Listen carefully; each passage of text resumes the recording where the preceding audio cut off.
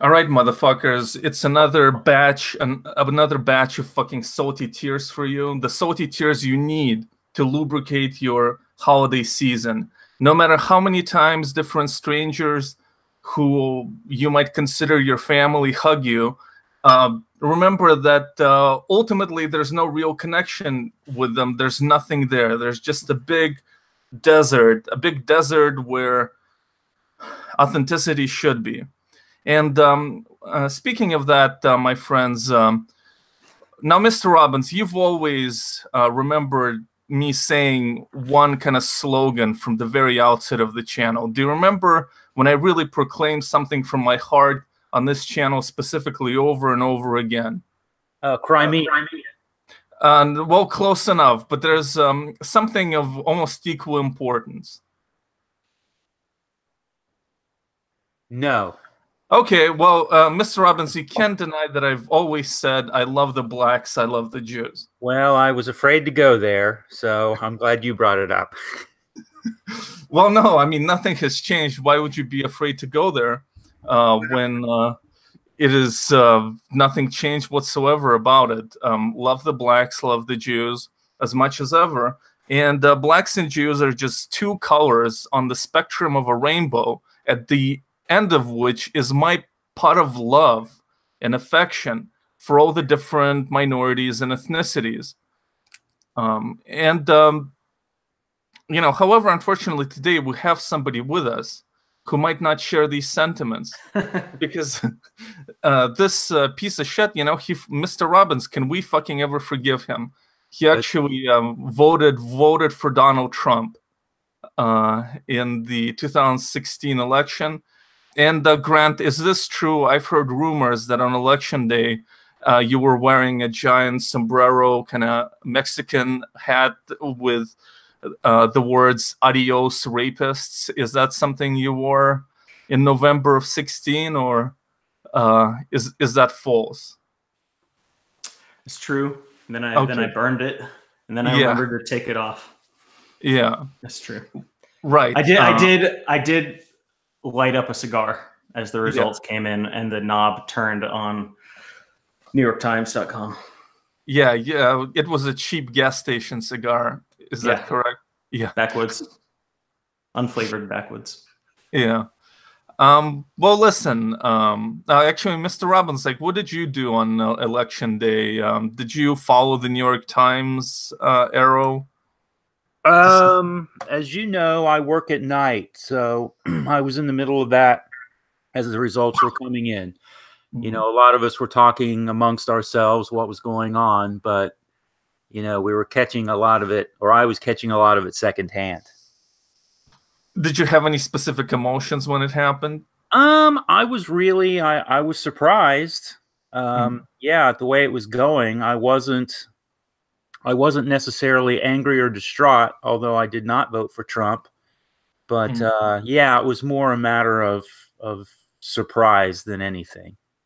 Yeah, you weren't emotionally devastated or anything. No, as we've talked before, I refuse to be emotionally invested in nearly any sort of group. Yeah. Well, this group, presumably, Mr. Robbins, is the future of your country. That's the group we're talking about here. Somebody is in control of the nuclear arsenal. Right, which isn't to discount that, involvement in politics isn't useful. It's just, this attachment of identity to any group is not something I'm that interested in.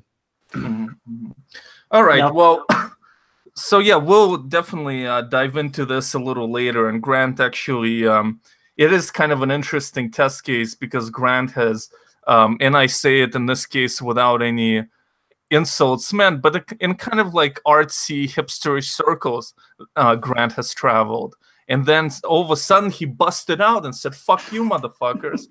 I'm going to vote for Trump." And he has lost some relationships, and maybe this is what he wanted in the end. It is about the deeper dynamics of kind of interpersonal politics in the age of Trump. But of course, before we get there, we have to talk about number one here, and I will tell you about the strange kind of events at my new job. So the one thing that I have become skilled at apparently is discovering and finding profoundly stupid jobs. And this job that I've snatched right now is really kind of really fit for a moron. Like it's kind of, in its easiness, it's even been upgraded from my previous job delivering parts. And so far, everything you do is you just drive around to a few clinics and go to their metal boxes. This is at night, well, in the evening at night, and open up those boxes and retrieve the contents, put them in a bag, and then go to the hospital and drop them off there to be sent to a lab.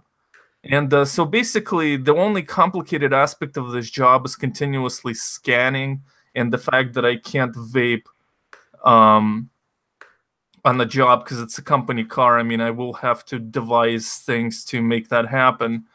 But overall, it's just amazingly easy. But every time a job like that starts, you, of course, get training.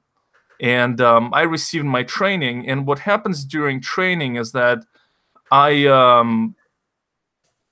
ride around with an older white gentleman, essentially, or just another dude who has nothing in common with me whatsoever, aside from the fact that we're both males.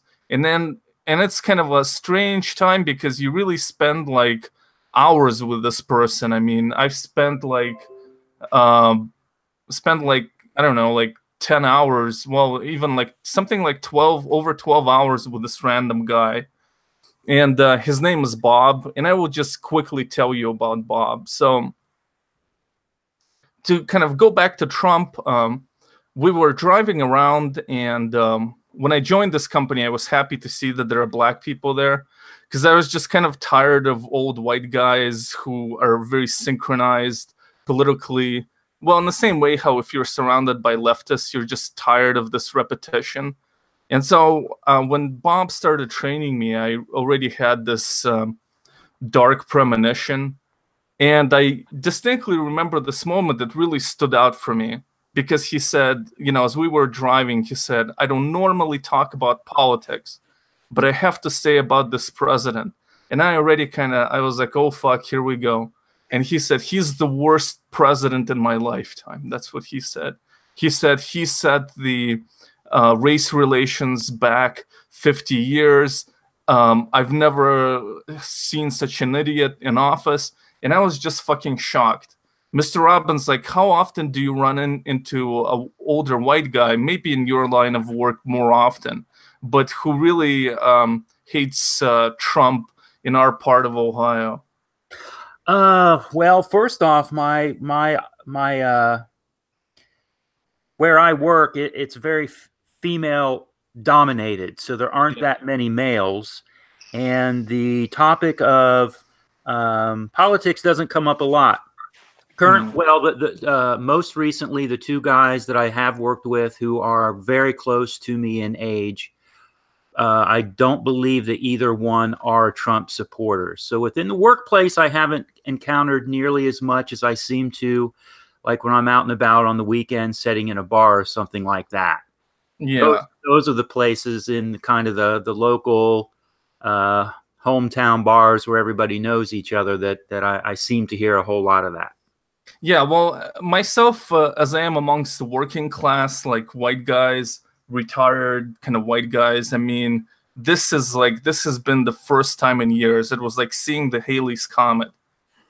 And I was really I was like, man, like for once in my life, I can interact with like an older, and again, I'm not saying like older white guys in any kind of a condescending way whatsoever, but just kind of as a demographic group with whom I can actually not kind of have to patronize them or kind of bullshit around, etc. I was just fucking amazed, and it was really like a breath of fresh air. And I'm not even exaggerating it. I was just kind of shocked when I heard it.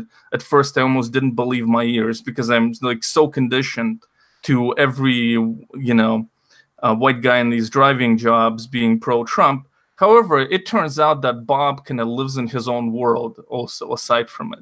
So I, in the end, had to patronize him because he just told me bizarre lies. Like, at first, I didn't understand that these were like exaggerations or untruths.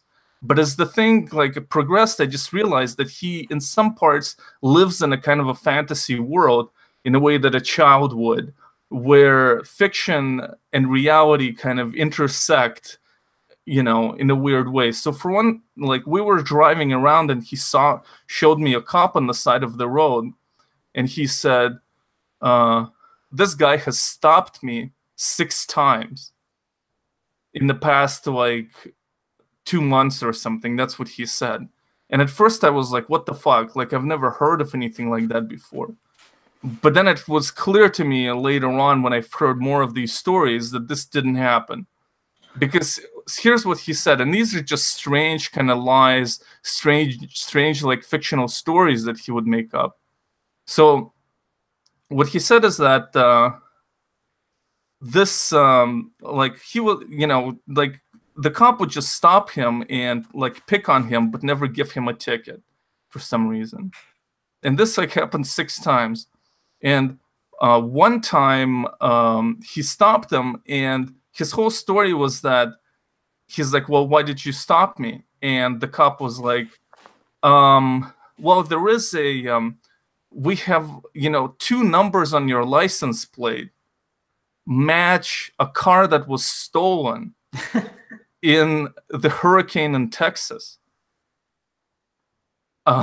And Bob's kind of story about this was that he kind of outsmarted the cop by pointing out that the way the cop was sitting, he couldn't possibly see his license plate. But I was like, well, wouldn't that whole license plate be a Texas license plate? And he clearly didn't kind of thought about this aspect of the story. So this is one kind of strange lie that he told me. He told me one time he was hiking with his wife and their friends in North Carolina. And he noticed that there was some guy trailing them. And so fucking Bob turned around and told him, man, look at it. You're wearing sneakers. You're not wearing hiking boots, whatever. And you are following us and you don't have anything with you. No backpacks, no nothing. And this is suspicious. And he like showed him his concealed carry and said, hey, you're gonna, you know, there are gonna be problems with that. So the guy naturally walked away, and then Bob found out on television that 4 people were killed in North Carolina, like hikers in that wood, and that very guy was arrested. So he basically confronted and saved his family, and I was like, wow. I was like, so what was his name? And he's like, I don't remember, I don't know. I think Bob might not be lying. Yeah. Bob sounds like a schizophrenic friend of mine. I think that he, I mean, he sounds like very kind of mentally consistent. Mr. Robbins, have you run into this? I got some more of Bob lies, but I just need to take a break from. Yeah, it's really interesting. I told you I hung out with a couple of people for a beer after work the other night, and the one person was going on about her mother and how her mother like randomly tells lies for no obvious reason. And I brought up a guy I used to work with quite a while ago, and he would do the same thing. And I questioned him about it. You know, he'd tell me these stories that he had told people like over the weekend. And I'd be like, what was the purpose in that?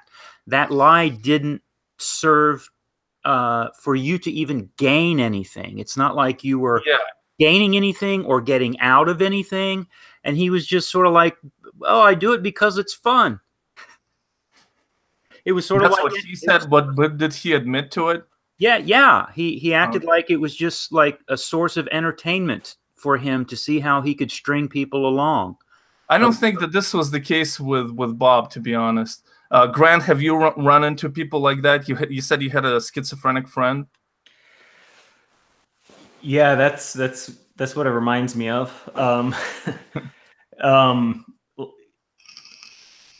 with him, it was often more medical, but he would like reveal that he had cracked the code about what was making him feel bad, and it was a thing coming in the tap water that came from here, that came from there. Yeah. Well, there is like, yeah. He would he would freestyle cook. So he'd start cooking open-endedly and let the food tell him how it wanted to be cooked. Did it ever turn out well? Yeah, he was a great cook, actually. I mean, what does he do now? Is he functional in society, or? Nah. He's no, he actually he lived in he went to art school, and he's a top tier painter, and was sort of was surfing his last couch in New York and was on the verge of homelessness, and we took him in for a few months and got him to move out here, bought him a Greyhound, and then set him, helped with the logistics of finding a place and going to therapy and stuff. And then one day he just quit his job and left. And now he's back at home. Oh, yeah. No, I mean, I think that there is like a structure there, like to schizophrenic kind of to psychosis that Bob really lacked. So I'll just conclude with one about, he said he was a rodeo fucking rider. He rode the bulls. But when I wanted to ask him more specific information about it, he didn't have it. He said that he served in special forces in Vietnam. And one time his plane took off, and there was a issue with the chassis, with the landing gear, and he saw two jets flying parallel to the plane, checking out the plane. And yet for some reason this plane fucking still went from Vietnam to Japan and didn't just turn around and land back in Vietnam, which was weird. And then he said he flew for 18 hours from Japan to America, and I was like, can a plane like fly for 18 hours without refueling? I wasn't sure about that. He said, oh, probably was less than that. But finally, his most kind of strangest lie, or like a strangest kind of fiction, was the most banal one that made no sense whatsoever. So, and it kind of amazed me. So we have scanners at that job, and the scanner is an iPhone, but this iPhone is enclosed in a battery / shield. So, so it has more power and whatever, and so it's more durable. But this shield and battery, that's how you power the iPhone. You power it through them, not through the regular cord. And so as we were setting out on our training day, he's like, normally we kind of power the scanners back at the office. We don't have portable scanners, but I have my portable scanner, and he showed it to me. Well, my charger, I'm sorry, my portable charger. And he's like, here's how I got it. My granddaughter was visiting me, and she had an iPhone, and her iPhone was losing power, and she wanted to buy a charger. And so I bought this charger for her, but I said, listen, I'm going to keep it in my car. I'm going to keep it with me. And you can charge it when you're here, but when you go home, you need to have your own charger. And I said, is this the charger you're talking about? And Bob said, yes. And here's the thing about that charger. It's not an iPhone charger. It's a charger for that battery. And the entry for it is circular, like for a piece of electronics, like for almost like a laptop cord when charging cord. So it made no fucking sense. It was just such a pointless fucking story. And you couldn't fucking charge you couldn't buy that charger anywhere, or maybe you could for different electronics. It was just kind of such a bizarre kind of a thing to say, Mr. Robbins. What are your thoughts about it? Well, that's what I was going to ask you. Have you pieced together any coherent psychological motive behind this? Is he just going off into these whimsy of fantasy to entertain himself and then flying on back home? What do you think? Yeah, I mean, I think that that's basically it. That life is kind of boring, or like you have nothing to say, and you just come up with these like fantasies. Like, for example, he like, and they weren't even self-aggrandizing. Like he said, "I've separated from my first wife because she was cheating on me," and he was working for the Cincinnati Bell, like climbing the whatever communication poles. And he said she was cheating on me with the higher ups at Cincinnati Bell. And it's like, why of all the people would she like specifically cheat on him with like, like how would they socially intersect, like a working class guy working there and his wife like cheating on him with his bosses? So it's not in any way like a self-aggrandizing story, but it's just kind of a fantasist. Like it makes it more interesting and dramatic in his head, his life, and he might really kind of just run with it, just to have something to say. Yeah. Granted, I'm sorry. Go ahead. Well, that's poignant that he's living a secret life of Walter Mitty thing out loud. Yeah, it sounds like. Unless it's a parable and you made him up. Yeah.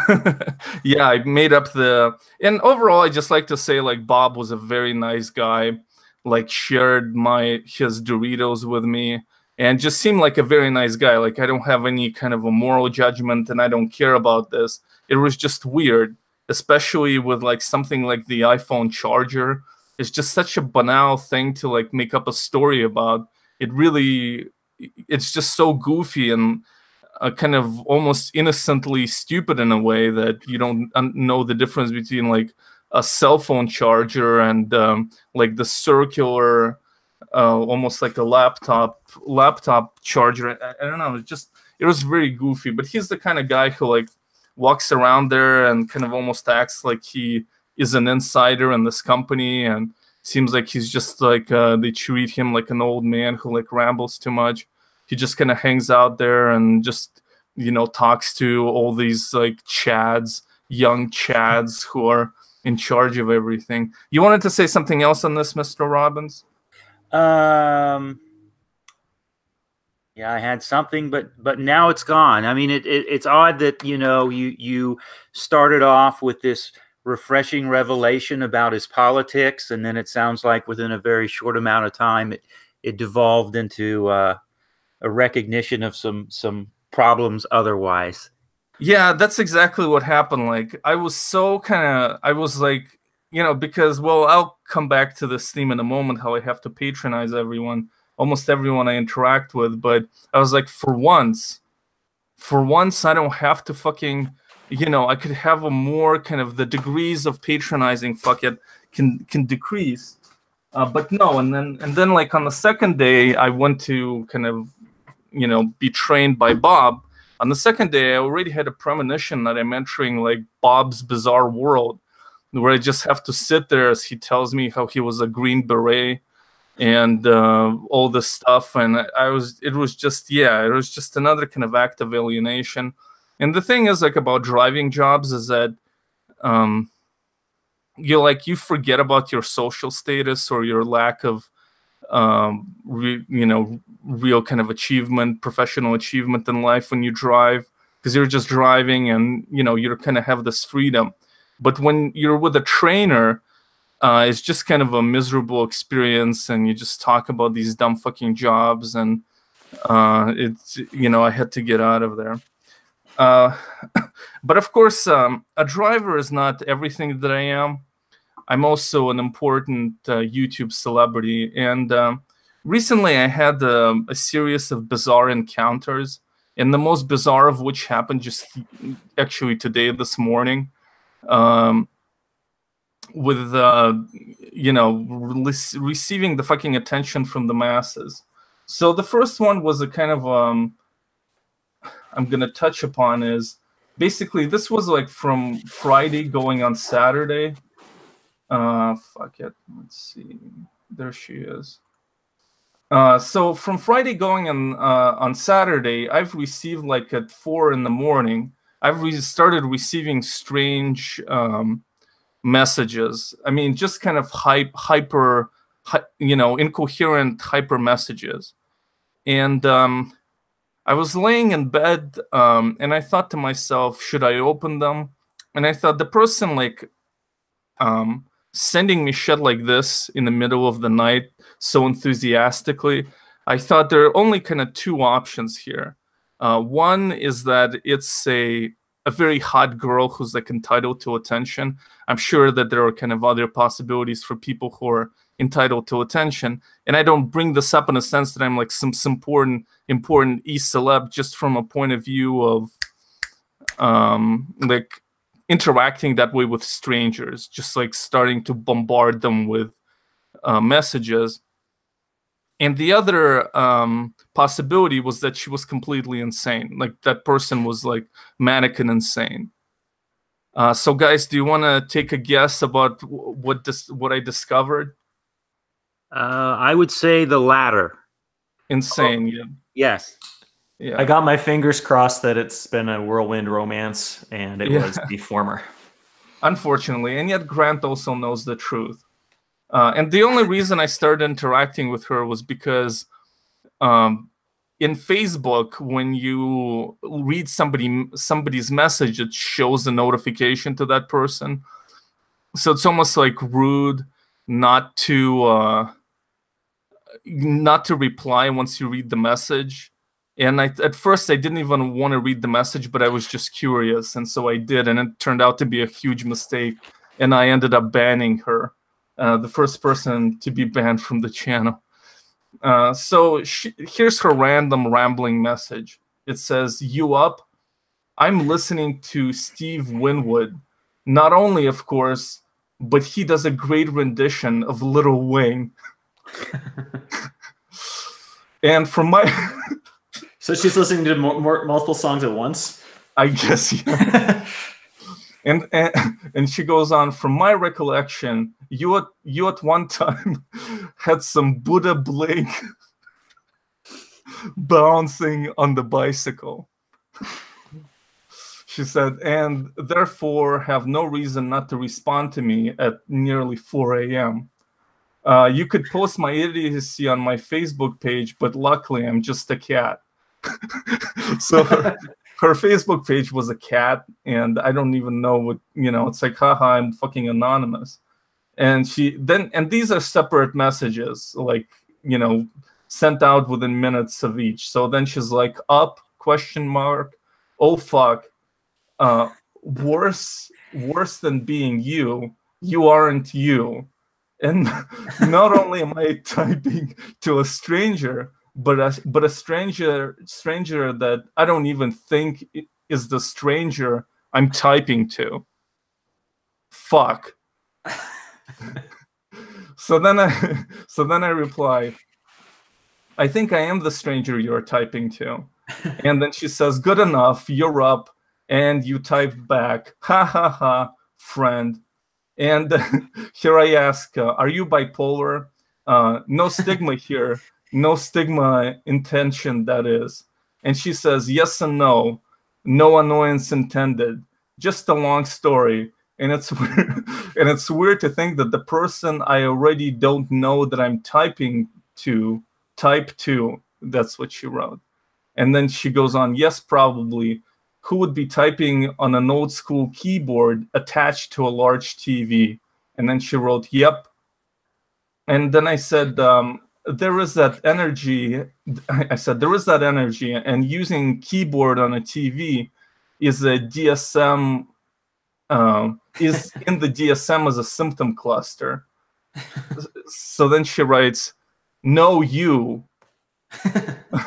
LOL. And so basically this is going in a weird direction. So I just am trying to like close it up. And I'm like, so I'm like, her whole profile as a cat, probably with a made up name. So I write, "So it's actually hard to ask a small talk question since your profile is a cat picture, but alas, I'm heading to bed soon as I work tomorrow." And I think this was a lie. And then I wrote, but did you have any questions for me or reflection on my content? And she writes, absolutely not. So then I write, oh, okay, anything important happened to you in the year 2017? And I meant to say 18. I myself don't know what the fuck is going on. But then I thought, well, that's kind of retro. I guess I'll ask her. So she writes, yes. Listen, okay, I'm willing to call you. I'm willing because there were a few funny things. The first being who I think you are. And you could, and I don't know if you can explain it to me, what she means here. She said, you could Hasselhoff me all over YouTube.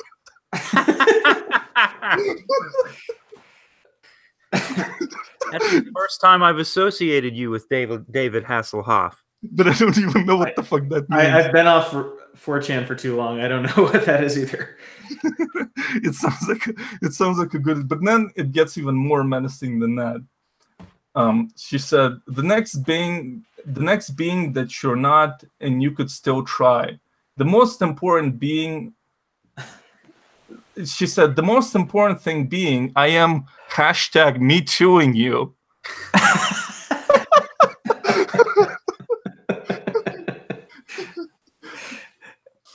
And then and it's like I never. She's funny. Yeah, and I thought I never thought of this as a verb, but immediately once I heard it, like honestly terrified me. I was just laying around there already, kind of. It's a bit bizarre conversation, and then she fucking brings up me tooing. I literally got kind of freaked out.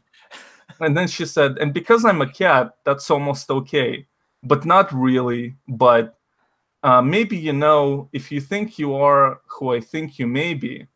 And I'm like, so are you saying I know you in real life? And she says, no, not at all. She said, I live in Canada. Well, that explains a lot. And barely know any Russian people and think you are probably not the YouTube sensation I think you may be anyhow. And I write back, I'm like, okay, well, what can you do? I'm off to bed night. And she's like, lol, fair enough, good night. On the other hand, should you want to chat? She said, I lost two of my friends this year. They died, one on Tuesday. I was up talking to an old friend about it who had to sleep. I can't sleep. And after this, I did have to ban her. So any reflections on that, Grant? Yikes. Well, that really reinforces the bleak worldview of this channel. Yeah. +1 for that. That's a piece of evidence there. I think she might be like 12 or something. It might be the manic energy of someone who's shouldn't even be on Facebook. I mean, and the fake avatar, and the sort of ha ha hee hee. I mean, no, there's kind of something more sinister here, but I didn't think of this angle. I do think that she, if I had to make a random guess, I would say that she is bipolar, because she kind of said it is a long story, and I hope that she kind of gets away from this state. But like the Me Tooing, for some reason, even though it's completely stupid, it did actually scare me.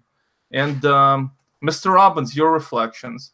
Well, has she ever posted in the comments on any of your videos, like anything previously coherent? No, I don't think so. I wouldn't know, but I don't recognize her. Okay, so she just by style of writing. She just kind of came at you on Facebook out of the blue. Yeah. Oh, that's. And I bet like Sargon ran his channel with hundreds of thousands of views and never received anything like this. I think I'm just like I'm a magnet for this kind of insanity and randomness. Yeah, and in a sense, I feel bad sometimes about the volume and the content that I send you throughout the week, but makes me realize I'm not the only one. That the image of an old school keyboard plugged into a TV is haunting. Yeah. Yeah, it's makes me think that she's not young as a result of it. But yeah, I think you're right. And you shouldn't have friends dying when you're 12. Yeah. I mean, I like mentally ill people, and I am one of them, but by the same token, it's like, I mean, there are different levels of obnoxiousness, and she just crossed it. But honestly, like when she said, "I'm me tooing you," it kind of like freaked me out. Like it honestly, I was, I was just sitting there in the middle of the night, and then somebody jokes about like me tooing you, even as goofy as it is, it did kind of freak me out.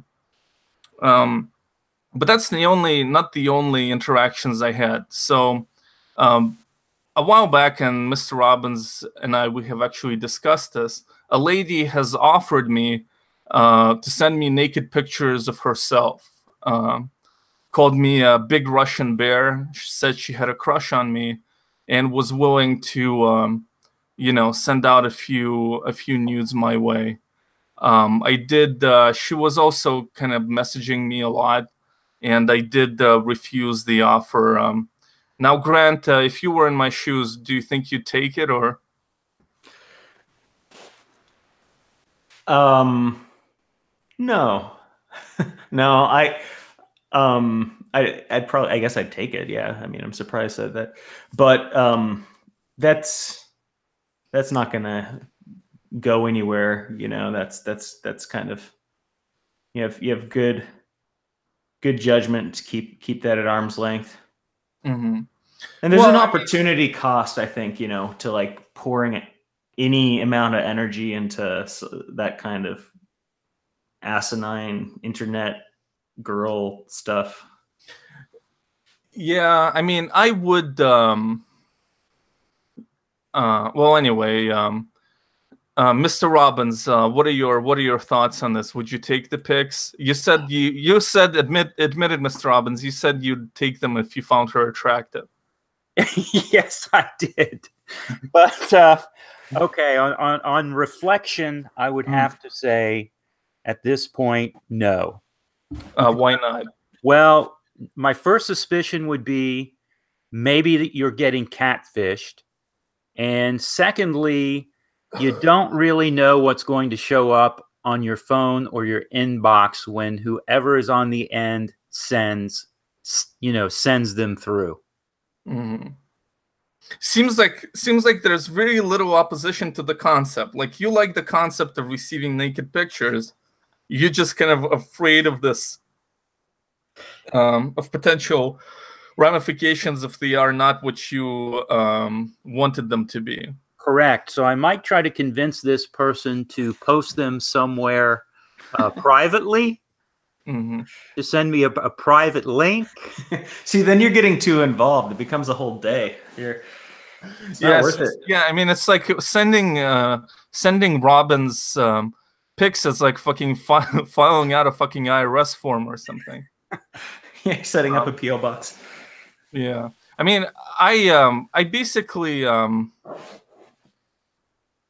I mean, I'm disinclined because I like the mystique of the female body. It's like we're so exposed to different kind of flesh that I just kind of am tired of it. I even don't like Daisy Duke shorts. I think that they're too needlessly kind of revealing. Like, where's the fucking mystery? It's like I guess I want to go back to the innocent times when, unfortunately, I was growing up before the internet. I mean, betraying myself as a boomer, but. And it's like, whoa, like Victoria's Secret catalog or whatnot. Yeah, I just kind of want to go back to it. It's just kind of crude, and like the sexiness of women in real life to me is when they're feminine and when they're not trying to be, well, when there's just a natural femininity. Like, I'm a heterosexual, I'm kind of attracted to something different from me, and that ambience of femininity is something that I find attractive. Whereas like a girl that I would be into sending me like a picture with spread legs or something, it would sort of be a turnoff, maybe for a momentary like satisfaction of seeing her naked if I whatever. If I didn't at that point, I mean, I just wouldn't be into it. Like, I know for a fact that if I had a hot girlfriend and she would want to send me like naked pictures, I would refuse that shit. Yeah, I like clothes and I like mystery. I agree. I've never dated someone who did that, and I think it would be one of those Pyrrhic victories. I doubt it would even be sexy once you got it. It would be just, well, you know what she looks like at least. Anyway, no, it wouldn't be sexy. Yeah. Mr. Robbins, have our arguments dissuaded you? Well, I would still be infinitely curious. Infinitely. Well, Mr. Robbins, I applaud your I don't know, your masculine stance, I guess. You're just a dude abroad, wants to show you her tits. Fucking Mr. Robbins is over there at the counter. Yes, we're very visual creatures. Peterson will tell you that. Yeah. Peterson would approve of my stance, I think. You know, the confinement of the lobster, the archetypes of fucking, you know, the civilizational constraints of not seeing naked ladies. I feel that Peterson would have my back on this. You're probably right. All right, so here in the chat, Django Fett said it could be Sargon sending me interracial porn out of revenge. And this is a possibility, and of course, nothing makes a part of my soul die as much as interracial porn. A kind of a part of me fades away into oblivion when I see that happen, even though I don't have a racist bone in my body. Okay, all right. So we just mentioned Professor Peterson, and then this leads me to the latest and the most bizarre interaction I had with a viewer of this channel. That was all focused around Peterson and happened just last night.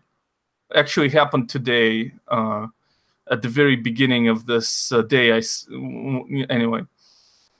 So a while ago, I don't know if you guys have seen it, but I made a video titled "Jordan Peterson Hates His Wife." And Mr. Robbins, have you forgotten that one, or does it still exist in your mind somewhere? Yeah, it's still there. Okay, so I'm not even going to ask you if you remember this aspect of it, but now that I bring it up, do you remember the zoning in close on Dr. Peterson and maybe corners of text appearing on the sides of the screen? No, that's not ringing a bell. Corners of text. Well, like if there was like some text here on the side of my screen and there was a big black block blocking it out. Well, anyway, fuck it. So basically, here's what happened. The way I make Peterson videos is that I go to YouTube search, I type in Jordan Peterson and see what popped up in the past like day, 48 hours, whatever, and that kind of gives me some kind of fresh material, whatever. Just a way to find random Peterson videos, basically. And in this case, I found this video, and it really had some rare cuts of Peterson that I haven't seen before. Like, that person literally scoured many Peterson lectures and found these clips of Peterson talking about relationships. And I've never seen anything like, well, I've never seen these clips before, and they weren't like your standard clips that just appear everywhere of Peterson talking. So I thought, well, this is kind of cool. But the person making this video, I thought at the beginning she was a feminist. And her whole idea was like literally that Peterson is literally abusing his wife, psychologically and potentially physically. That he's literally running some sort of a dysfunctional, horrible family and keeping his wife sort of hostage. So that was literally the sort of, you know, the thesis she was pushing, that Peterson was a wife abuser. He was like isolating her from her friends and destroying her self-esteem, all that shit. And I thought this was a little too harsh, but I liked the clips. And so since this person was communicating exclusively through text, I worked hard to block all of it out. And that's why if you watch that video, you see patches, you see strange zoom-ins on Peterson, all to avoid basically her thesi, whatever. Now, and I actually had a part in that video originally when I shot it, where I said as much, explaining why this is going to happen, saying that she went a little too far in my mind. Like I just, laid it on a little too thick, but then I cut that part out. Well, anyway, this person has found me. The person who made the original video that I used and that I didn't even attribute to her because I guess I'm a piece of shit, whatever. She found me on my channel and contacted me on Facebook to talk to me. And periodically she would say like, hey, you want to chat?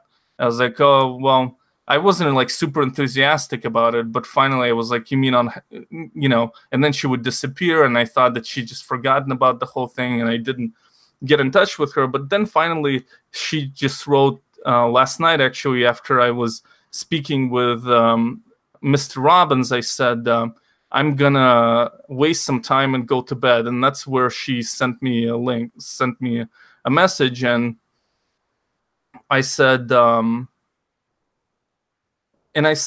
yeah, let's, do you want to connect on Hangouts? And she's like, what's Hangouts? Well, anyway, so there are two reasons why I did this. Normally, I kind of try to, just communicate through chat. Number one is because I did take her video and didn't attribute it. So I had a little bit of guilt there. And number two, she's extraordinarily attractive. Like, she is, like, very, very hot. Like, really attractive. And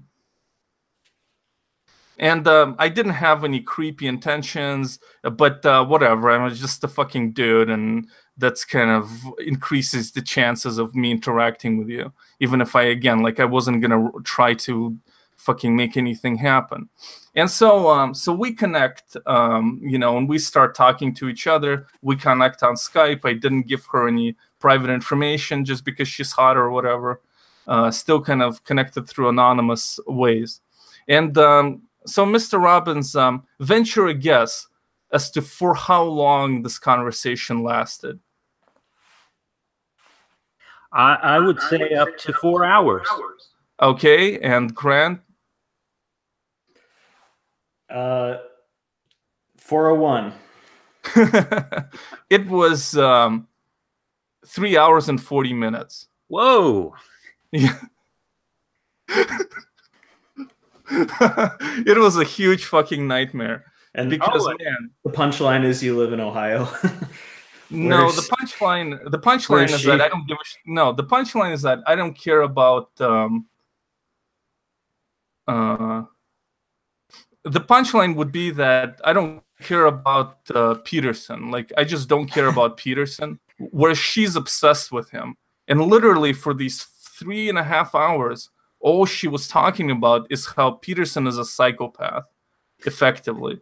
Like, and this is not an exaggeration in any case. Like, she's fixated on Peterson. She profoundly fucking hates him, and almost like wants to destroy him in a sense. I mean, she believes that there's a possibility that Peterson is had some sort of relations with his daughter Michaela. She believes that Peterson has a criminal record. She's like, what's her evidence? I'm intrigued. She has no evidence. She literally has tried to like dig through the archives in Canada, or like, pull up criminal records in Canada, because she believes that like Peterson abused his wife or has beat women before. Right. So Peterson is just kind of like an insane narcissist, kind of fucking running a cult or something. And for me, like, Peterson is just a goofball. But beyond all that, I don't really care about Peterson. Like, I don't begrudge people the impression that I actually care about Peterson, because of course so many of my videos are about him. But it's like, even like one of the latest videos I did about Peterson, where it was like, should we ban him from teaching at universities? Even that was just a Patreon Q&A that I forced myself to do because I was so depressed and had no energy. I forced myself into doing it.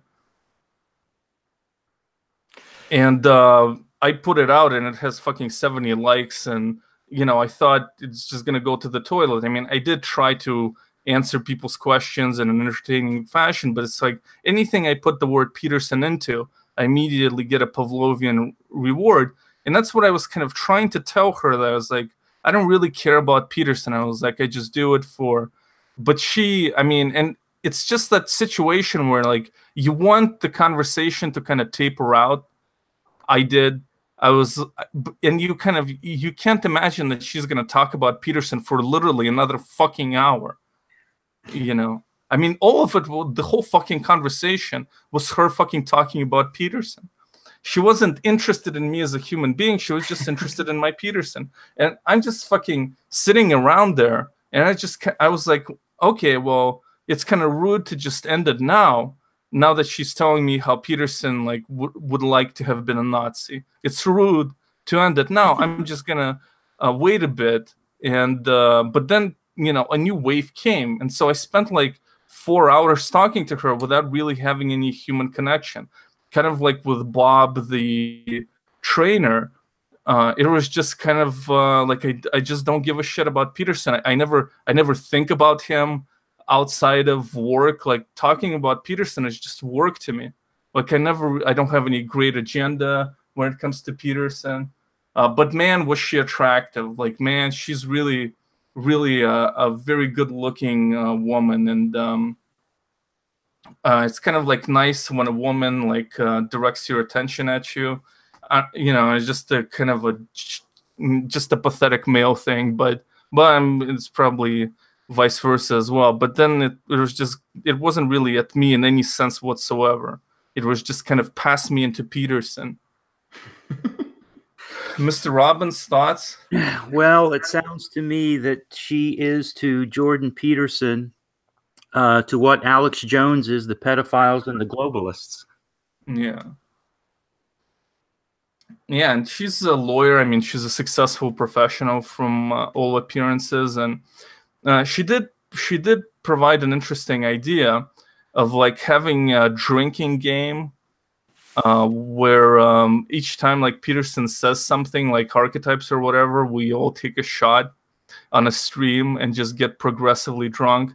And I thought this is kind of a cool idea, but it's like people who would watch the stream, like I would be too timid and shy to contradict her when it's like when she really goes out on full Peterson. So it's just it really like Mr. Robbins and I just sitting there, and that her ranting about Peterson interrupted by drinking, and you know, so this could potentially be entertaining. Would you be open to this idea, Mr. Robbins? Well, I usually have a drink or two while we're sitting here anyway.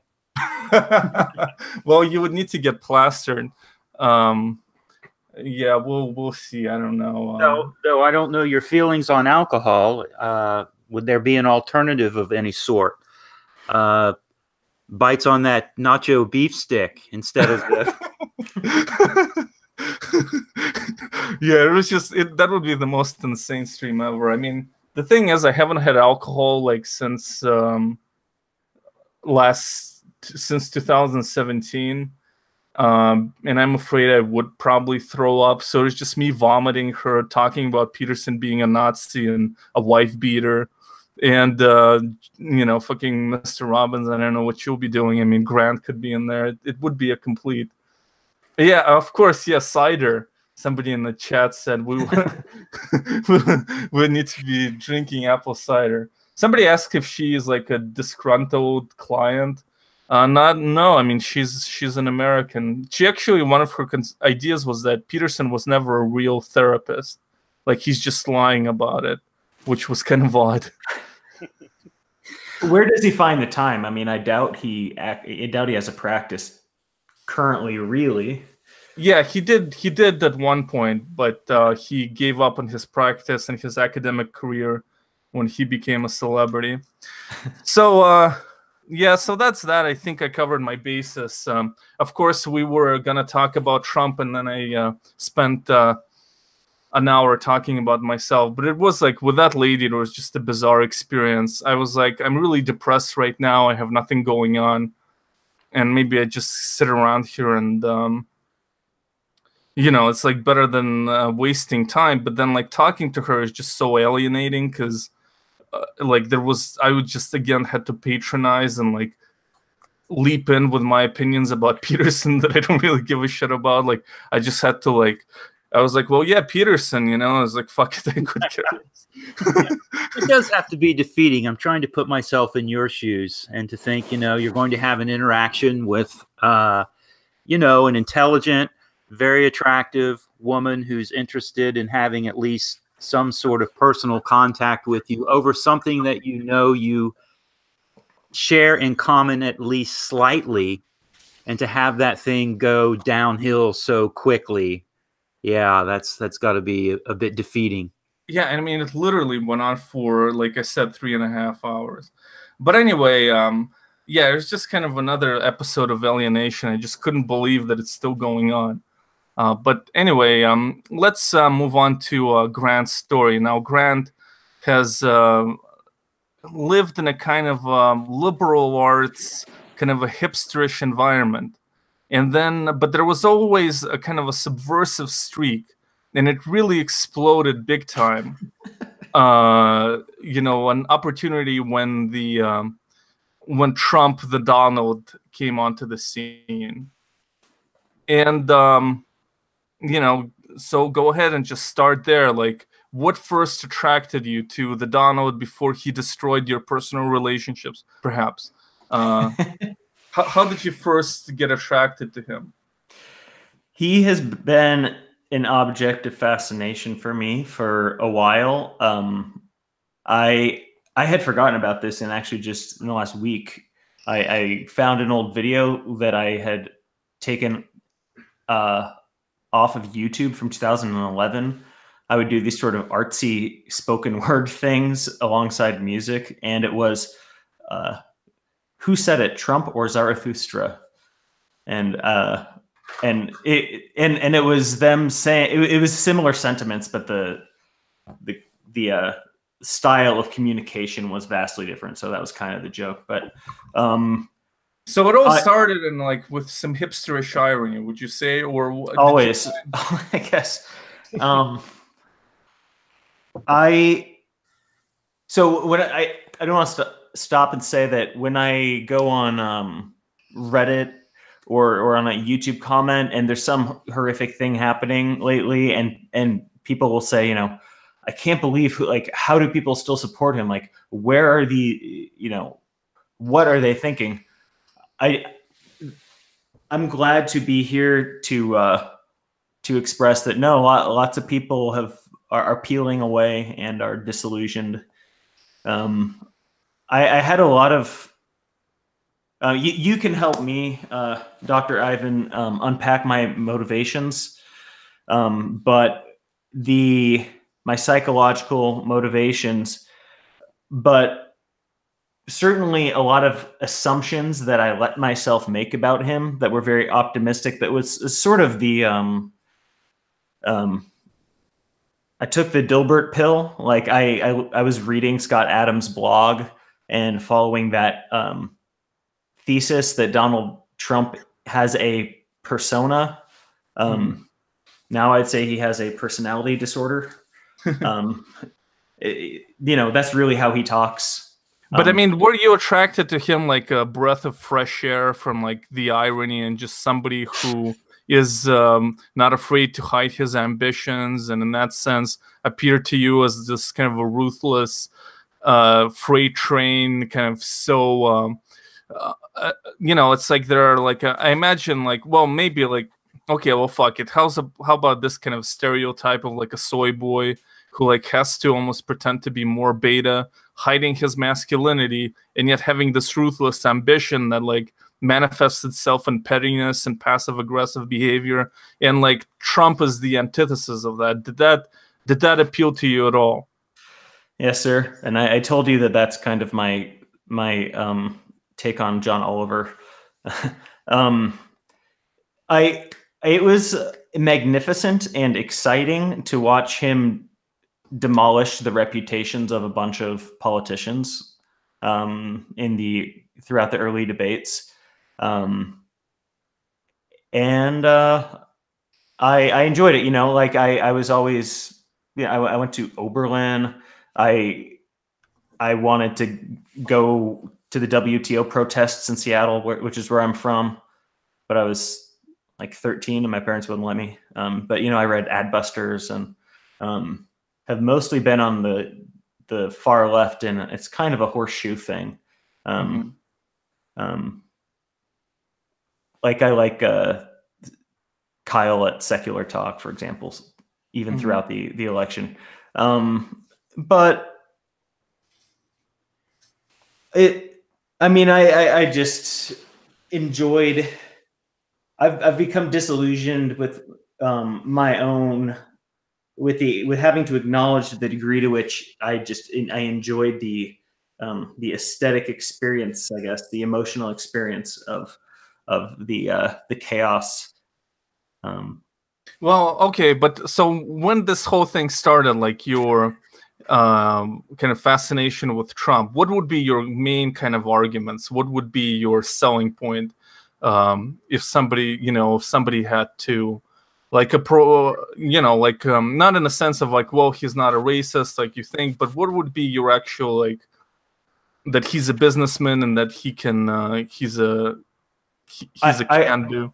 I always thought it was a risk, but I thought that it was a once in a lifetime opportunity to have a politician who was not of either political party who could potentially forge alliances to resolve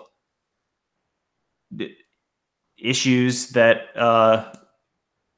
because for example, on gun control, I mean, he's said things all over the map, but he's definitely chosen to toe the RNC line since he's been elected, and but I thought that perhaps he would behave more independently, and I thought that the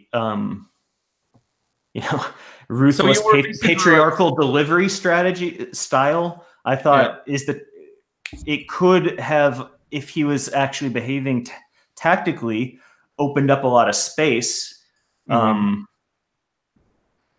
to maneuver in a more subtle way, the way that the art of the deal author would do. But now I know that he didn't even write that book.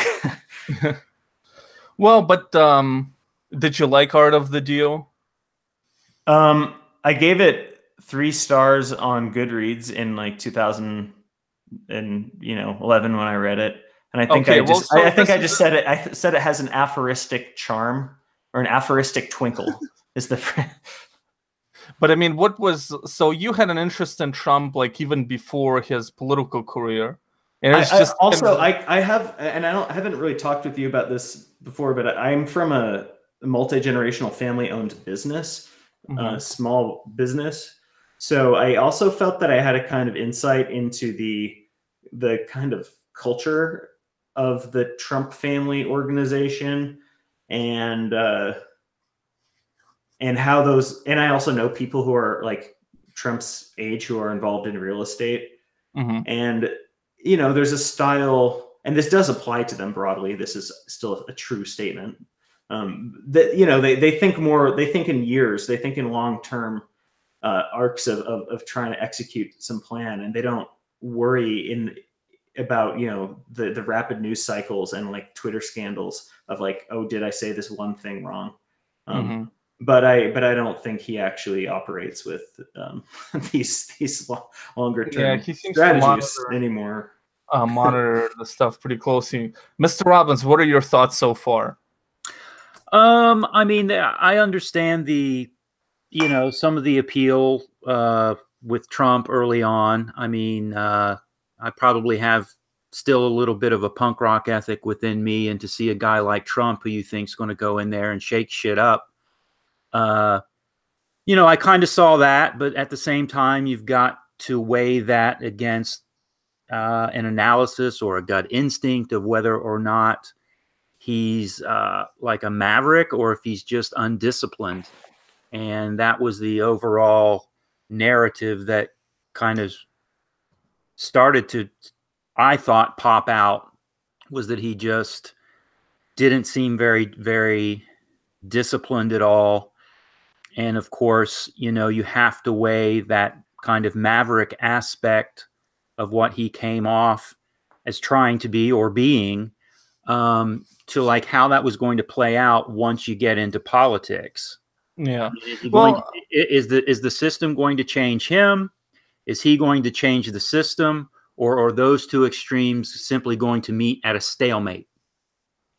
I mean, for my part, I kind of I did definitely enjoy that aspect of Trump when he just would shit on different politicians. I mean, of course, specifically in the Republican Party, because I'm a liberal, but I really did enjoy like this little Marco and a lying Ted and the low energy Jeb. I mean, I really had a good time with that. And there is a kind of, I mean, he did kind of reveal a sort of big lie about politics where there was a kind of a, when people say like when Bush died, Bush Sr., he was doing like a civic duty or whatever. And realistically, all of these people are filled with ambitions and, you know, resentments, and that doesn't make them horrible people or anything, but they do kind of continuously hide it behind this idealistic rhetoric that is, to me, profoundly nauseating. And having Trump there just bragging about his poll numbers and not kind of giving that pretense at all in this specific degree. I mean, I think he is a liar in a variety of other ways, of course, but I mean, there was kind of something refreshing there was something refreshing to it. I did like him just shaking that boat, but I am kind of an ideological liberal and have been for a long time, and so for me it was never never an option. Well, so to go back to Grant, have you from the very start, let's say, of your when you were kind of moving in the direction of Trump, at what point did you start talking about it with other people? Because I guess if it was immediately, then there is a possibility that you yourself were doing it to kind of add some spice to your life. Or were you kind of reserved about it? No, I'm not reserved about that stuff to a fault. Although I had been like you, I studied political science, and I also went to OSU. I just got a master's in city and regional planning, to give a little of my background. But I had been basically, by the end of me getting my my degree, I was disillusioned with politics, and saw it as a waste of energy. When I should be kind of keeping my head down and working on music, basically, and and it just, all that sort of energy just burst back out. But I had actually been, I don't want to be sort of let off too lightly on this stream. There are things. Okay, well, fuck you. there are some issues where I'm probably most of your viewers would disagree with me, and I was debating people before Trump announced about, and in particular the open, what I would call open-ended acceptance of refugees into Europe. I just thought it was the height of disingenuousness and sort of that people would, I would just ask people, I would turn it around and say, like, oh, well, what's the upper limit? Because people would say, like, it's inherently racist and to not accept people. and I believe in global warming, so like we're going to be I just don't think that countries can accept people do open-endedly due to not just war, but just financial distress in their home country. And I've spent some time in Europe. I lived in France for 3 months and then went back 2 more times. I went to Marseille, and I had which is in the south of France. It's a port city, and I was there by myself during Ramadan and in August, and I had a great time. But I mean, it is truly culturally, it has become like an Islamic city. I was invited in to participate in a Ramadan dinner, which I did with people, and that kind of change is real. And I just think Sam Harris says it better than I could, but it's baffling to me that people, it was very frustrating to me that like literally there would be like the attack in the Bataclan in France, which targeted, hipsters like me, would happen. And people on social media would be like, they really would be saying like, now we have to be there in solidarity with the, with our Muslim brothers who are being victimized more than ever. And it's like not even taking a moment to just straightforwardly acknowledge what did happen, which is the death of the people in that attack. I think I agree that it's not realistic to take all these refugees, and I think that countries have an intrinsic right to kind of control people who come in and out. I mean, I basically believe that if a person is a minority in a country, the test of whether that country is a liberal democracy is whether there is discrimination against that person's rights, which is a different question as to whether everybody should have a right to move to that specific country. That is to say, borders don't have to be liberal. Internal dynamics, should be liberal. And realistically, Europe is just not as able to integrate these migrants anyway. So, but on the other hand, there is a level of hysteria around this question, and there is real racism in it. And so you do have a kind of a culture war where, I would more side with the left, but politically, as far as actual solutions to it, I think that countries have a moral responsibility to take in a certain number of refugees, like from war zones, Syria, etc. But aside from that, I do agree that it just cannot be a liberal principle, because it would just destroy liberalism in and of itself, triggering right-wing reactionary outright movements. So the most extreme rhetoric that I said to sum up my view on that was that I want to prevent a second Crusades, which is in Europe, which is that like this is irresponsible. Like, you have to at least engage with this, and you can't just let it be totally open-ended and just pretend, just say diversity is our strength, and then have that be the policy for the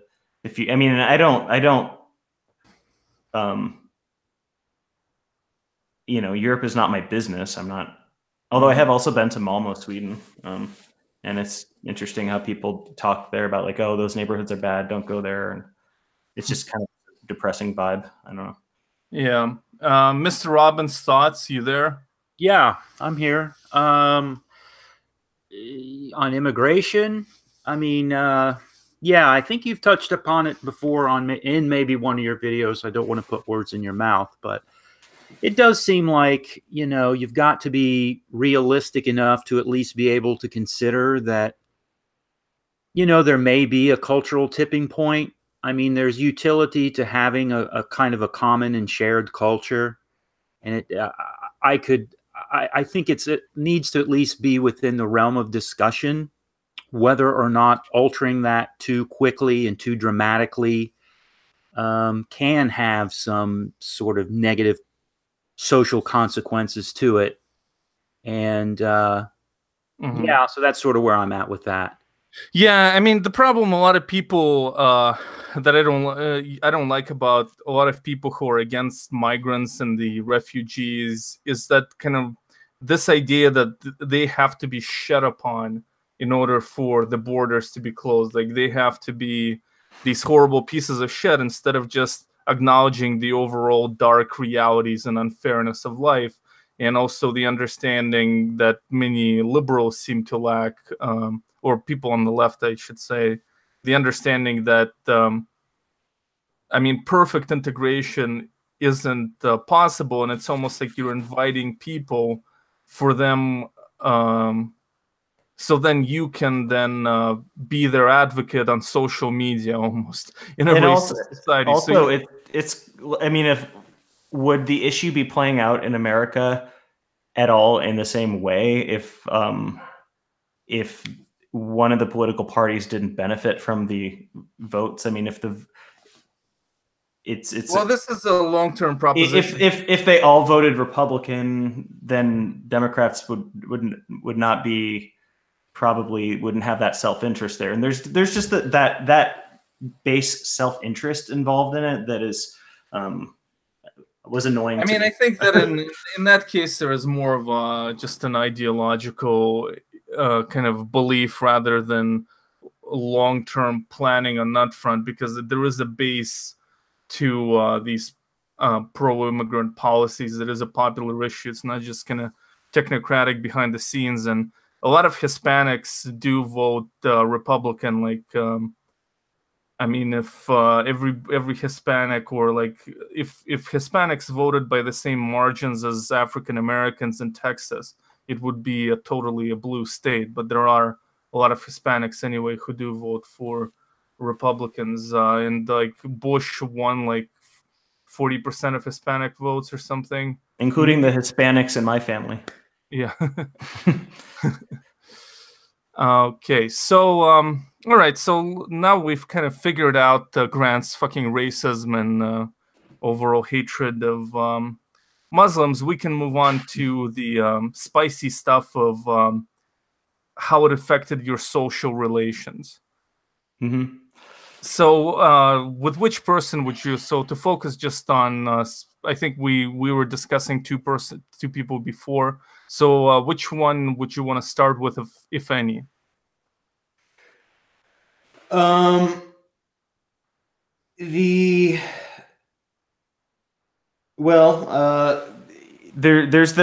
a simple, this is kind of almost a self-serving example, but like there's the guy who I found out later in 2016 that he had shat on me on his Facebook wall, and then I went onto his wall and called him out on it. He was a musician in sort of a competing band in college, I think he was shitting on me because a close friend of mine who he also knew from college had interviewed me about my music for a blog and was like, my Grant's attempt at relevance and like the circle jerk of positivity they have going on, and just he's not making music anymore. So I basically do think there's a resentment there that's not related to politics. But then when I came on his wall and called him out about it, so this is not a friend I lost, but this is part of the dynamic where I always felt like I was sort of being slandered to like mutual in areas that a lot of my friends were seeing, and then it was about the music. But then when I confronted him about it, and I was like, I barely even know you. And he said, well, I wrote this during your protracted Draw Muhammad phase, I drew. Well, yeah, I've drawn Muhammad, not in a. Yeah, so like after the way, a terrorist attack, right. I drew him in a totally just a straightforward way. Right. Yeah. So basically, the thing is that you had a friend, a former acquaintance from college, who made a post about you, saying that there is a circle jerk where your friend reviews your music, and you're just kind of an obscure dude with no talent. Your friend reviews your music kind of as as this favor, and kind of prompting, kind of pushing your kind of no talent self.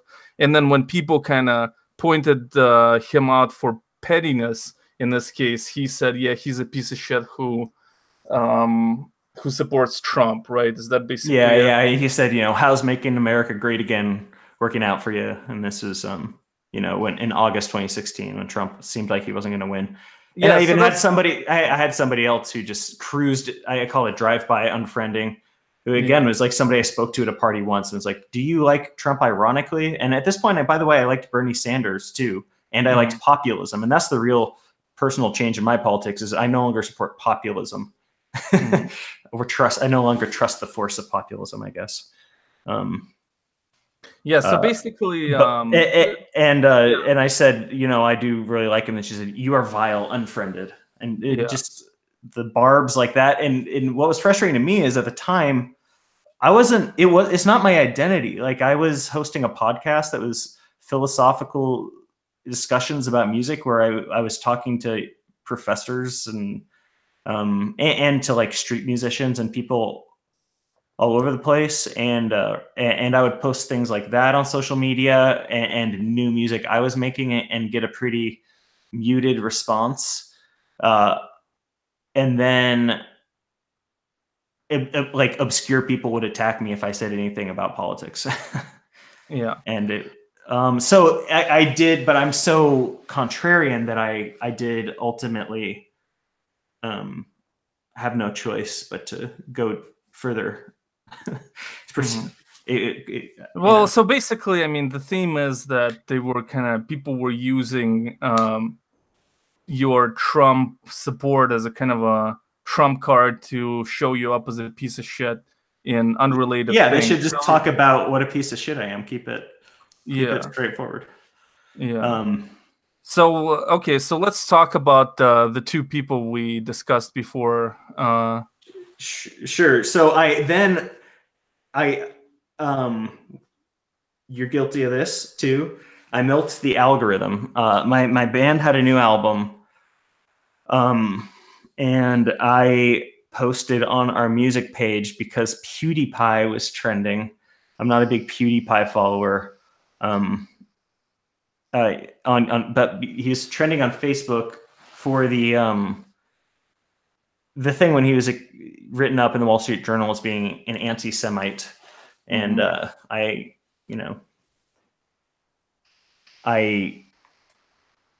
know how annoying it can be to be accused of being a Nazi pre-Trump, because I named our band after a book about Buddhism called The Empty Mirror. And then a year later, this art film about Hitler came out called The Empty Mirror. And it didn't help that our music was very heavy and like in an abstract way, in like a deliberately surreal, abstracted way about politics. Doesn't sound Buddhist. I would have in reviews and just people assuming we're named after a movie about Hitler, and that always really bothered me and got under my skin. And I posted that. So you found the kindred spirit in PewDiePie, and then you kind of you defended them, and then people start shitting on you. Yeah, and then so the overall observation I have is that the relationships that are already weakened are the ones that were just wiped out by Trump. On the other hand, how many relationships in total would you say? Well, I mean, if you had to estimate, I'm sure you don't have a specific list, but would it there's probably a vast list of about 10 people who, like, I don't live in the same city as them anymore, but probably they just completed the fade out, and we would never have a chance of reconnecting now. Because also a lot of my friends, like going back to high school, were into politics. We were all in youth and government. Yeah, like I can't imagine, we haven't talked for a while, but I'm never going to reconnect with my friend who's now a senior aide to Washington Governor Jay Inslee. But on the other hand, this is during the same period, and it's kind of an amazing test of our relationship that we passed. My wife, we now have a baby. We met in early 2014 and like had just moved in together. And when the Trump thing was firing up, and she's not a super political person, but she voted for Jill Stein, and she, considered voting for Hillary, and I was fine with her voting for Hillary.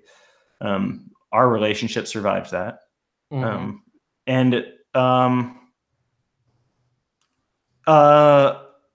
So basically, what happened on this, which is kind of, when I posted on this, a former, and actually I wonder if it has to do with the fact that I pre-rejected them because I had just moved away from Seattle to New York. And then like my friend, and my cousin replied to that PewDiePie thing and like did this speech. And this is somebody who teaches pole dancing and studied fashion and I don't think has ever read a book about politics. So that kind of does annoy me. Did this great eloquent denunciation of me about, well, you would be. And this is just, we're not. Yeah. So just to point out, this is like, would be like your family member. We're not going to get into. Yeah, it's a family member. Okay. No, this is the family member who's my cousin. Oh, well, yeah, I didn't necessarily want to point it out. Yeah, but this I don't know. It's fine. I'm an open book. Yeah, I'll dox people left and right. Apparently, I'm not trying to shit on them. Yeah, but basically, so I mean, I would say, and then what was kind of amazing is then literally like an ex-girlfriend of mine popped in, and I mean, I kind of want to read to you what she said because it's like so nasty and out of the blue. Well, I don't. It doesn't sound like it was out of the blue if she's your girlfriend, ex-girlfriend, right, years in the past. Yeah, but is also friends with my cousin still, so it kind of like probably popped up in her feed. Grant, honestly, what is more likely? That you are a rare and misunderstood genius who is one of the few holders of true human knowledge, while the idiot masses hallucinate reality, or, all caps, that the music you make and opinions you have are simply not very good or well-informed, and you have a debilitating inability to conceptualize reality outside of your own tiny life experience. Is everyone else an idiot and an asshole, or is it just you? And the last interaction I'd had with her, on that question. Have you reflected on that question? No. Well, my response was, I'm just kidding. Yeah, no, I mean, I hope I have reflected on this. I certainly cringe at the things I've, said. I mean, I'm not on Facebook anymore to prevent myself from saying stupid shit. And but I have to mention, this is all about like, oh, the poor, the anti-Semitism, and my cousin was like, Jewish graveyards are being desecrated at record numbers and all this stuff. Okay, my wife is Jewish. And also that ex of mine who is half Middle Eastern, she's not religious, but I do think that might be a factor, is the only person I've ever known who has gone on an anti-Semitic rant straight up in real life when we dated. It was pretty shocking. It started as a rant against Hasidic Jews in New York. And then when I was like, yeah, okay, just Hasidic Jews, right? That's just, I've never really met them. And then she took the opening. She's like, no, I'm talking about all of them. They're all the same. Like, and she comes on my wall. So it really would, it would tend to be the people with drinking problems and the people the people who had beef with me that pre-existed. So I feel okay. I'm not going to say it. I've had plenty of relationships that have survived. I have other cousins who I sort of have debriefed with and had conversations with, like at Easter last year when we were all together, and our relationship is stronger than it ever was. Mm-hmm.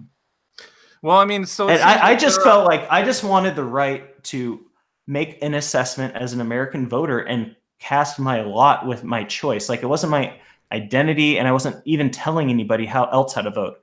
I did want to advocate for there to be a space. I didn't like this assumption that we're all how we're all going to vote is like, you know, it's got to be Hill. It creeped me out.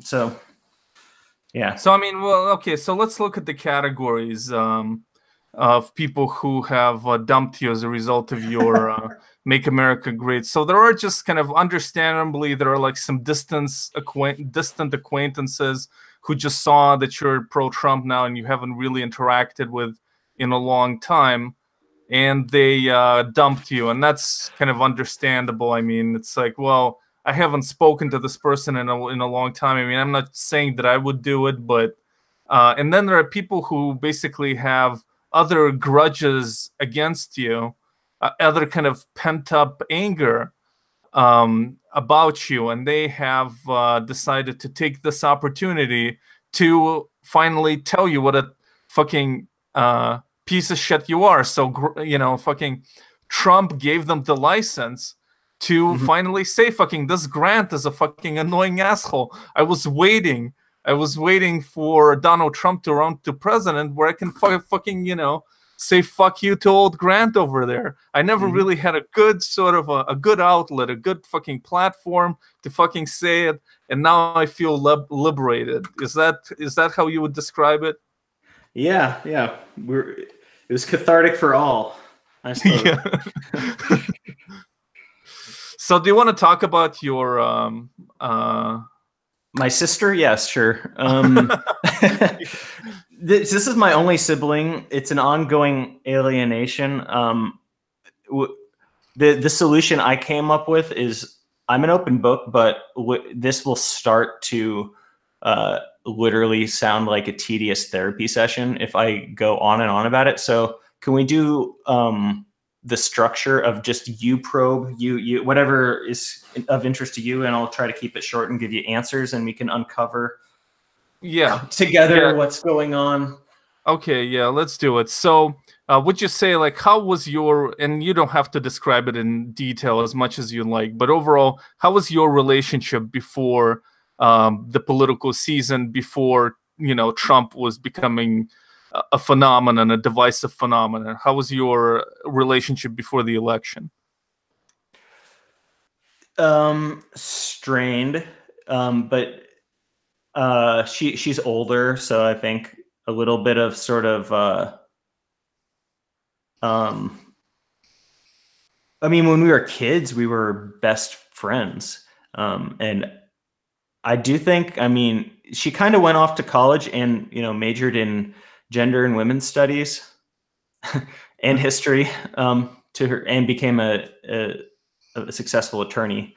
But she's sort of she's a gay rights activist attorney, or advocate, but she has the mentality and the social circles of activism, and that's a big part of her identity.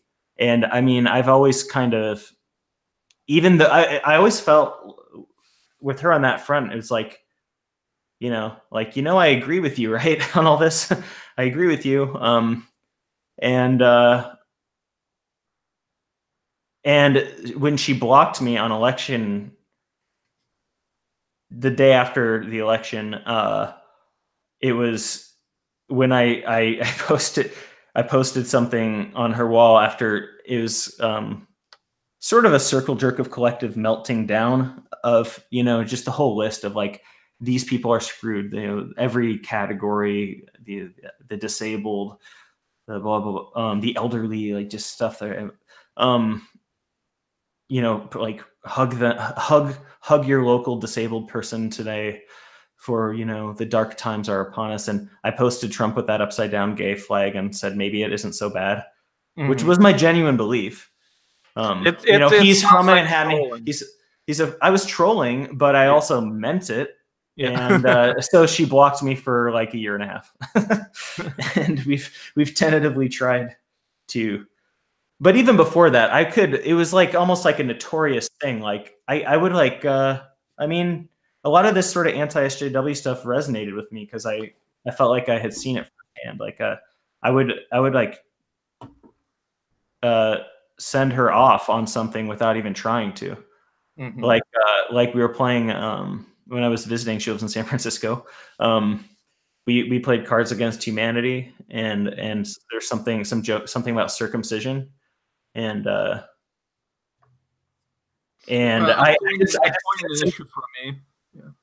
I just said, I mean, I'm circumcised myself. I would not circumcise a son of mine, but I don't. All I said was the open-ended question. Isn't San Francisco trying to ban circumcision or so? Like because I had read something about that, and he just went off like actually I worked on that case and blah blah blah. It's not that, and it's like whoa, I was side on this. I don't even know what side you're on this, but it's just very charged. So it is like circumcision and then Trump. Is that basically the two things that have buried the relationship, or? Yeah. Mr. Robbins, just real quickly, Mr. Robbins, would you circumcise your kids, or? I suppose so. Doesn't seem to have hurt me too much. Well, I don't know. You fucking bastard. You regressive bastard. I was going to say, what sort of psychological trauma is playing itself out at 40 plus years old as a consequence of that? I don't know, but it is hard to internalize. I feel that my problems are far deeper than simple circumcision. All right. I wouldn't circumcise my kids because, well, there are benefits associated with heightened sensitivity, because I mean it is like a clitoris, the head of your penis, and it only makes sense that it would be covered by skin or by some shield. On the other hand, with clothes, a foreskin becomes like a potential place for diseases and bacteria, and so I can see the hygienic pluses of circumcision, but with showers, I don't think it's just a weird thing to cut off a piece of a person's body when it's not absolutely necessary. If I had like a Jewish wife or something, I'd circumcise my kid, but as is, I just wouldn't do it. If I really wanted to have a circumcised dick, it can happen to my relatives. Well, anyway, we can crowdfund that maybe. Yeah, that's a great idea. Yeah, it's gonna be like my Patreon, and then my Subscribe Star would just be explicitly for circumcision. There is a whole industry devoted to foreskin reconstruction, by the way. Yeah, I know. Yeah, I think it's like it's kind of gross. On being uncircumcised, you do need additional hygiene, but on the other hand, wait, can you? That always seemed crazy to me. Like, how hard is it to? I mean, how is hygiene really this plague amongst the uncircumcised? Like, potentially. Well, it's because it's an enclosed, moist environment. There is potentiality of like infections. I never had anything, but it's just. I don't want to really dive deep into it, but it can be just aesthetically unhygienic. You have to maintain it more because it's an enclosed environment now. But it's nothing major. Like I said, wouldn't circumcise a kid if I had it. And there's no special hygienic tool. Just a shower. You just have to spray it. You have to make special care when you shower, but it's nothing. There are like moisturizing creams and stuff. But we're talking about 3 seconds. a day more. Right? Yeah, it's nothing. Okay. I mean, you just basically have to take extra care of it, but yeah, it's nothing extensive. It's just kind of, a lot of it is just, it's aesthetically unhygienic. Okay, like I don't really want to go explicitly into it. You could see what I just find discussing like bodily things like that to be kind of gross, but it's aesthetically unhygienic is the big issue. That's the politically correct term. Yeah, like if you are, if you're in the bar with a lady and you suddenly want to fucking whip it out. I mean, it's gonna be potentially more unhygienic for an uncircumcised male than it would be otherwise. A quick shower would fix it, but it's just kind of, I did always find it kind of gross. But I don't know what it's like to be circumcised either. Well, anyway, my friends, let's continue. I always get distracted by this important topic. Let's close up with Grant here. So basically, I mean, but would you say that your disagreements and your issues with your sister were political in nature primarily, or were there other? And again, you don't have to describe these dimensions, but would you say that this was the cumulative point of political disagreements, or was there some other? Was there another? What was the dominant force? In other words, my theory, yeah. My theory is that, it's not about politics really, and I have asked her to. I think we need counseling. Like I would love to do that with her to update sort of more post-election. And I've sent her an email asking, like, I hope you know that I don't support Trump anymore. And basically, my breaking point was Charlottesville, but she just said, it's not a priority for me right now. And then more recently, I kind of pushed back on her. It's just very sad, and I do think I'm the more open-hearted and minded person here. I've lived in different cities. I work with different people. She's her husband works at a tech company and she lives in San Francisco her whole adult life. And it's like, I know for a fact that for at least many years, she reads Jezebel, like every day. Jezebel, like not the best, like some very combative, negative. Anyway, so I made the mistake. So we both have we both have babies, and so we've done a couple Skypes, and she also defooed my parents, even though my mom's a Democrat, my dad's a Republican, neither are super political. Defooed, she's not a Molyneux person, but she sent them a letter basically accusing them of like being shitty parents and really adopting a victim frame for their whole history, and then saying like, don't contact me. So like, I think they just were able to visit her like after like 2 years of this, and it's that was pre-Trump. Like that was beginning of 2016. Well, that was beginning of 2016, so it was during the primaries. So I actually think that might have been inflaming her sensibilities. Anyway, I did sort of slam the door on her more recently because I did it when I was away from my wife, when I was driving to Pittsburgh to meet see the Smashing Pumpkins with a friend, and normally my wife is like, don't send that message, don't say that, and I've just, with the whole thing of her, I think kind of being very bad to our parents, I have not said a word, and I've just done my role of like trying to not fuck up the dynamic anymore. But I made the mistake of going onto my wife's Facebook and looking at what my sister had recently posted. So I sent my sister a happy birthday text. She waited a week to text me back. So that's typical. Like she wouldn't, she even texted at all. So that's good. But in the meantime, I had looked at her Facebook wall, and she posted something, and she's not religious. Mm-hmm. And she just announced to the world, Trump voters, you need to ask what you have to do penance for your souls. Use the word penance and souls. Mm-hmm. It's like just the hatred pulled her into religious language. And then I looked at her Instagram, and she went to Europe, and this is how politics can creep in when someone's that inflamed. She did a picture again of religious, of a statue of the Virgin Mary, and it's like, I've been reading #justice. I've been reading of the 7 virtues, justice is the most important. And it was like, then it was some other hashtag that's like, no justice, #no justice, no peace. So taking a piece of medieval Christian art and turning it into #no justice, no peace.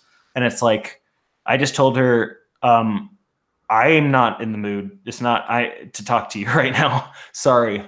Because I read this thing that you posted, and if you have this amount of contempt for me, apparently, like, I really do think we have to like talk this out. Like, I don't want to just point the camera at my baby and do a weird Skype thing where we're just looking at each other's babies. Like, we can talk this out. Like, I don't know. And I said, like, I have maintained relationships with many people who I disagree with politically, or just have had other disagreements with. I don't think it's particularly me. So it makes me sad. And she didn't even respond to that. So that's sort of the shitty dead on the vine relationship that was. Well, I mean, if she kind of defooed as well, if she distant, kind of broke off relationship with her parents as well, with your parents, then that kind of shows more of a pattern. And I don't know your family, but it doesn't sound like your parents were horribly abusive or anything. It just sounds kind of taking a consumerist approach to your family, perhaps. Mr. Robbins, what are your reflections? No, just as I'm sitting here thinking about it, I guess I'm thinking of myself in terms of being kind of fortunate in not having a lot of interactions with your family. Exactly. What's your situation? Oh, it's politically or just personally. My family split. We don't live that far apart, but I would say we keep kind of a healthy distance. We don't necessarily try to force anything. Like normal relationship. Well, healthy distance. Like you don't do weekly phone calls, more like holidays. There are people who are somewhat ideologically possessed almost, and I've just learned that that's so much a part of who they are, either in terms of religion or politics, and because it constitutes so much of who and what they are that I don't feel there's that much left sometimes to connect over. So you can get together, you can kind of dance around those things, but I'm not sure that either side benefits from that very much. So, we remain polite, and we do see each other from time to time, once every few months, and it's cordial enough, but yeah, that's sort of where it is. Yeah, I mean, on my end, like my dad basically supports the narrative of the Russian television, which is effectively, it's very similar to Fox News, where people kind of watch it all the time. And I just try not to talk about it. It's kind of pointless because it's like two realities. But sometimes he kind of goes on these like, like there's some issue that animates and he starts talking about it from this perspective, and that does piss me off. And I just found myself to be very kind of, my dad is much more of a gentle guy than I am, and I'm kind of I felt like an asshole just kind of berating him sometimes, even though that wasn't my intention. I become irritable, and so I just kind of do my best not to talk about it. But aside from that, my American family, they're all kind of conservative, but they're kind of upper middle class. Like they're not super Trump fans. Like he's not, but everybody's pretty much a conservative, and I just don't know to what extent my stepbrother and sister are conservative, because we realistically don't talk that much. And so yeah, I'm basically like surrounded. My mother is pretty apolitical; she doesn't vote, and yeah, and like at work, I'm always surrounded by like Trump supporters. Like recently, some talk at my previous job was like, Democrats are like barely better than like child molesters, and that's quoting verbatim. And so yeah, I don't really find politics to be exciting to talk about. And like we were talking before with Mr. Robbins, like the most interesting political discussions is where you like agree with each other on 70, 80%, whatever, and you're just debating that 20% from a point of view of the same reality. You live in the same reality, and then you're actually debating an issue. Whereas with most of the shit, kind of, it's really debating almost like a worldview or meta reality, and it's just so pointless because there are so many components to it that unless two people have a sense of humor, it's not going to go anywhere. And this is one of the things you pointed out, Grant, as far as like who stuck around and who broke with you, is a sense of humor, right? Yeah. How did I put it? Well, I said is whether they had a sense of humor specifically about Hillary Clinton. Just something about her, I don't know, pompousness. I just think is like pretty glaring, and doesn't mean you shouldn't vote for her. In fact, when I took the policy quiz, I agreed with her significantly more than with Trump. But yeah, like if you can't laugh at Hillary Clinton, come on.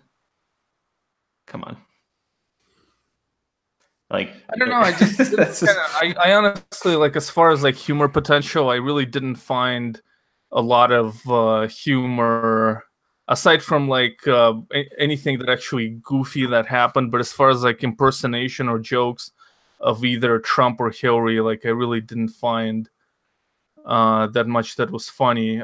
Just the funny situations that happened, but it's not like more throughout the whole election, even supporting Trump. I am a fan of Vic Berger's videos. More stuff that just captures the surreal silences that happen during debates and the lip smacks and things like that. Yeah, that's somebody did a video of Ted Cruz that was pretty amusing. I forget what it was, but it's probably Vic Berger. I mean, he's done a lot of Cruz. Yeah, I don't know how much more I have to say about this without rambling, but I do think that there's going to have to be a sort of mobilization effort to help Trump reconcile those realities, like just to use a more specific part of those different realities, the Russia investigation, which in my defense was not so above the surface during the election. And when the Russia thing came up, I would just say, significant claims require significant evidence. And, if I had known that he was actively negotiating a tower in Moscow, for example, that would be significant. And I think it's a little baffling that people could still be in denial about the seriousness of a lot of that stuff. When you have, these plea agreements with Flynn and Michael Cohen and everything, it's only going to get worse. And I don't know what there is a potential for some people to really get. I don't think it's going to be violence or anything, but I mean, I just don't know. Hopefully, the best outcome would be just a maybe a core of like 15% of the country just stewing about it and having Trump as a martyr. But the overall kind of polarization in America is pretty dangerous, but I really don't know what to say. I mean, I think if this level of polarization is going to continue for another 10 years, I do think that like the fundamental structure of the country could change, because it's just not something like one government shutdown or some political figure or something is going to be the final straw. I mean, I feel that it's like kind of like some sort of a vehicle that has been over the weight is too heavy and it can drive for a certain distance, but if you kind of tax it, it will eventually fall apart. And that's you know about that well. Yeah. And yeah, I would, for a variety of reasons. Yeah, with the van and the Soviet Union. Mr. Robbins, what are your final thoughts, reflections as we're wrapping up? Are you awake over there? Yeah. I'm just trying to process everything and decide what to comment on. I mean, I agree about the thing about political polarization. It's going to be very interesting to see how this thing goes for the next few years. I don't think there are any necessarily easy answers. You know, I think there's a natural tendency on people to jump into camps because camps give easy answers.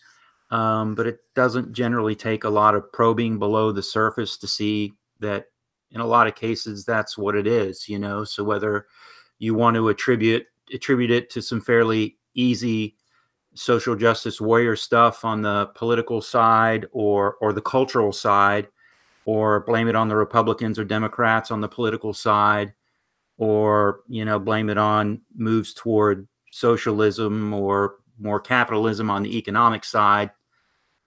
I don't think we necessarily have a really good grasp of all of the forces that are at play that are dividing us. So I don't know. I don't really have any ideas on solutions. It's just going to be interesting to see how this all plays out. Yeah, the forces are beyond our grasp still. That's ominous. I mean, when you look at the complexity of everything that's in play, I mean, it's cultural, it's economic, it's political, it's globally economic. There's a whole lot going on at a whole lot of layers of significant complexity that we seem to kind of want to focus in on a few little things here and there that give us fairly simple answers to it. And I don't know, maybe that's part of the reason I am not very politically committed anymore. I just don't see a whole lot of solutions in that. Okay. Well, thank you, Dr. Peterson. Oh, you're welcome. You're welcome. And Grant, well, we definitely appreciate you sharing this story. It is something that Mr. Robbins and I haven't experienced because of, as you have heard, we don't stand for anything and just kind of drift along aimlessly. We don't have that many people on Facebook to defriend us or anything. So it was a different world for us. And Grant, any final thoughts? No, I think that other than that, this very kind of dialogue is exactly what we need more of. So, all right. Thanks for helping to enable that. Okay, sure. And just having a great channel. I mean, I'm a fan of your channel overall. Thank you so much. Yeah, there were some questions for me in the chat. One was about what if this lady that I talked about heard the stream. For one thing, she's not a patron as far as I know, and I don't think she gives a shit about anything on the channel aside from Peterson. And aside from that, I really don't kind of care if she heard it. I mean, maybe she would write me an angry email or something. I don't know. I just don't care. I mean, I think I don't know. I mean, I guess you could say she was kind of selfish for like going on for 4 hours, but I guess like as an adult man, I should have stopped it instead of just sitting around and enduring it like a beta. But anyway, so I guess I do have some resentments toward this whole thing of like listening to Peterson for 4 hours. And if she were to not like me, that's fucking fine. And the other one is like, what does my family think about my channel? My family doesn't. I try not to show this channel, and they have no interest. Those members of my family who do. I mean, my dad said I curse a lot, so not a lot of thoughts there. Well, anyway, thank you to Grant for joining us and sharing his tale. We will shed some salty tears over everything once we reflect on it with Mr. Robbins. And thank you for everybody in the chat. Thank you for your support on Patreon, and hope all of you, everyone has a good holiday season, and don't post any memes. Don't alienate anybody. Just get it all fucking over with. Thank you.